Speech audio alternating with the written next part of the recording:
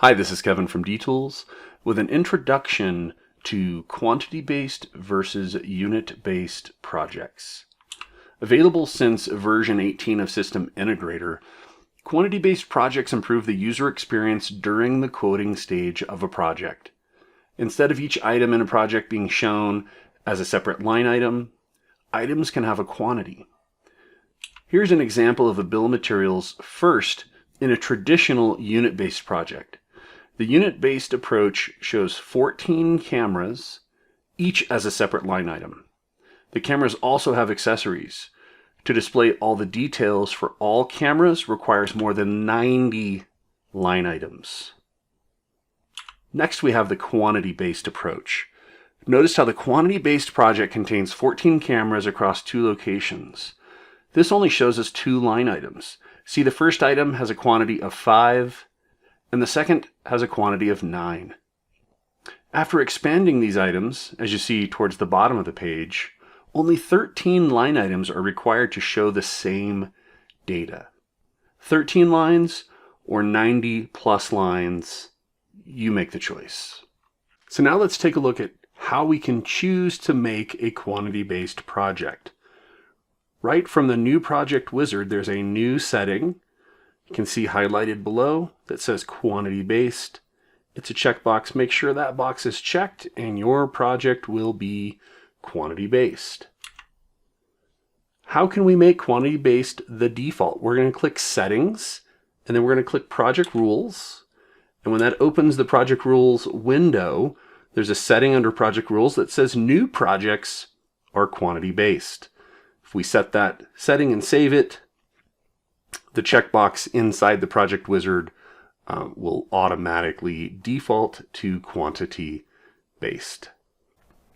So let's move over to the project editor and take a look at our quantity based project. So I'll go ahead and expand this a bit, and you can see there's those 2 line items we talked about before.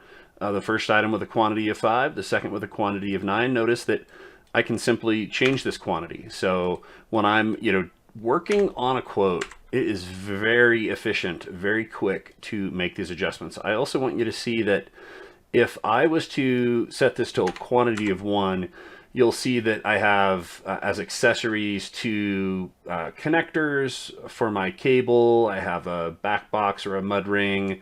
I actually have some Cat 6. I have some as well as some additional labor. And those are set in quantities as the accessories, right, with the appropriate quantities. If I change the quantity of the parent item, so if I say I have 10 cameras, it will multiply that by all of the accessories. So 2 connectors times the quantity of 10 gives me 20, and it does that throughout. Now, if I need to adjust any one of these, let's say for some reason I was going to include, 2 cables to each location, I can change that number. When I do that, it's now the 2 cables times the quantity of 10 cameras gives me 20 cables. So very quick, very easy, very efficient to build out a bill of materials, as opposed to the traditional, here's that traditional unit-based approach where every single item is individual. And so if I wanted to make some of those changes, let's say if I only needed 4 of these cameras here, I would delete one. So I could select, right click, delete that camera. But then if I determined I need 6 of them, I would right click and clone, say that I'd like a quantity of 2. So it's definitely not as efficient to move around. As far as reporting goes and other features at the quoting stage, effectively unaffected.